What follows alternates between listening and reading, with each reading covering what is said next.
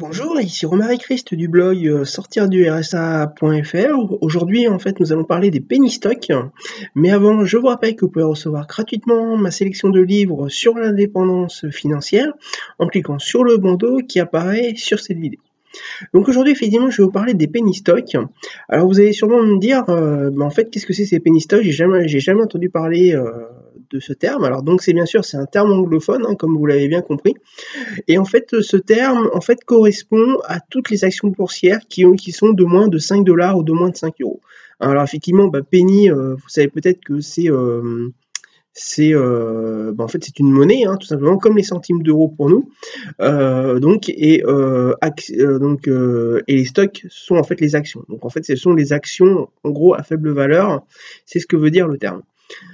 Donc effectivement, donc vous allez peut-être me dire, oui, mais alors c'est super, s'il existe, pardon, s'il existe des actions donc à moins de 5 euros, il y en a même qui existent à quelques centimes d'euros, en fait, ça peut être génial parce que moi qui ai un petit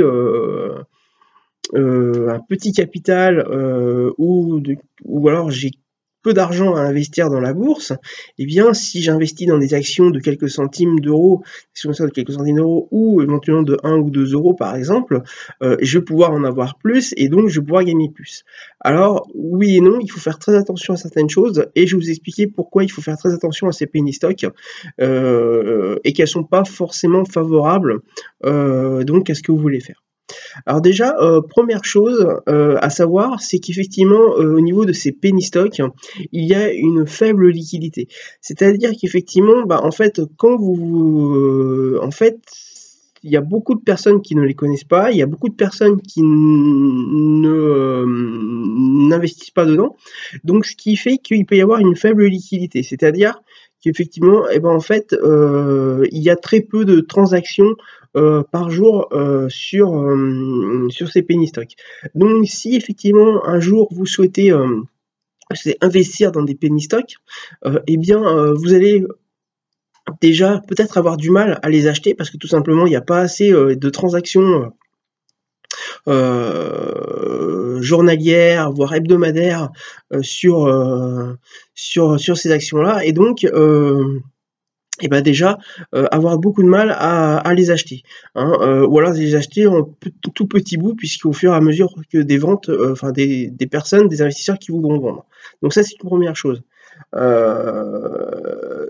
Ensuite, pour les vendre, ça risque d'être encore plus compliqué parce que tout simplement, en fait, ça va être le même principe, c'est-à-dire que l'achat, c'est qu'effectivement, lorsque vous souhaiterez vendre ces penny stocks, par exemple, on va dire sans action, si effectivement il y a très peu de liquidité, donc il y a très peu de personnes qui souhaitent acheter en face, vous risquez d'attendre un bon petit moment pour pouvoir les vendre.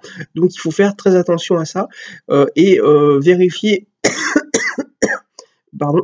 la liquidité auparavant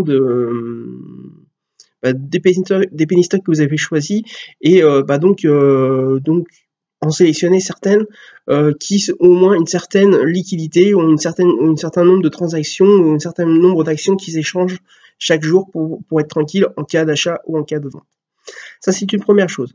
Ensuite, le deuxième inconvénient qu'il y a dans les penny stocks, c'est qu'il y a une grande volatilité. Alors, qu'est-ce que c'est la volatilité? En fait, c'est une grande variation des cours assez rapidement.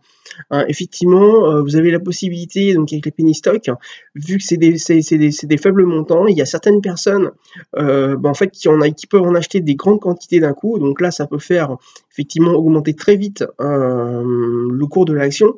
Mais si vous arrivez en cours, ou si vous arrivez en fait en haut de si vous achetez en haut en fait du cours d'achat en fait qui est au plus haut, et que juste derrière vous, donc vous achetez, et juste derrière vous, vous avez une grande quantité de ces actions en fait qui sont vendues, eh bien vous allez avoir une chute vertigineuse des cours, ce qui fait que vous allez perdre énormément d'argent, et après pour récupérer ce cours, le cours d'achat déjà, eh bien ça risque de prendre beaucoup de temps. Donc voilà, donc il faut faire très attention au penny stock, puisque ça a ces deux inconvénients là. Mais effectivement, vous avez aussi la possibilité quand même de le faire. Moi j'ai commencé à l'utiliser il y a très peu de temps, et je vais vous expliquer comment je les utilise.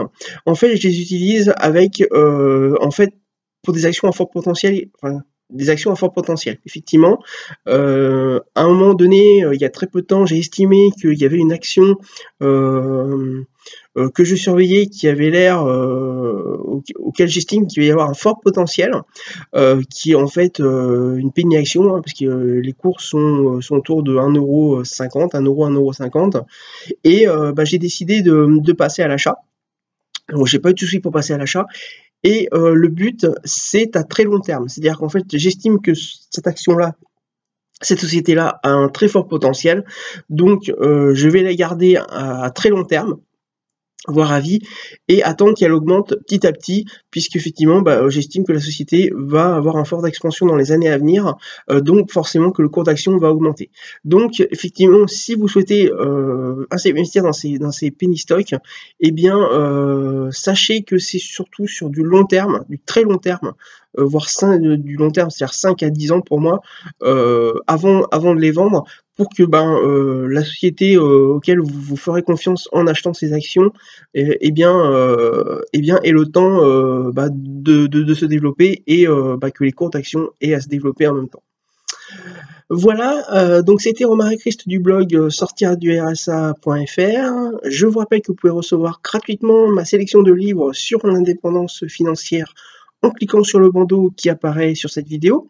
Je vous rappelle également que vous pouvez vous abonner à cette chaîne YouTube en cliquant sur le bouton s'abonner qui est en bas à droite de la vidéo.